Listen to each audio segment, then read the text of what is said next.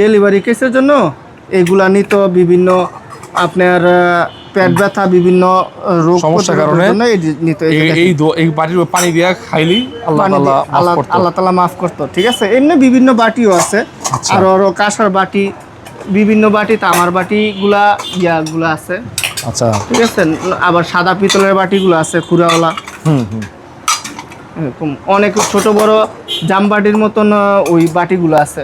এই যে দেখেন সিরামিক্সের প্লেট বাটি, এগুলো কিন্তু জাপানি নাকি? তারপর হ্যাঁ ব্রিটিশার আছে, জাপানি আছে, বিভিন্ন টাইপের।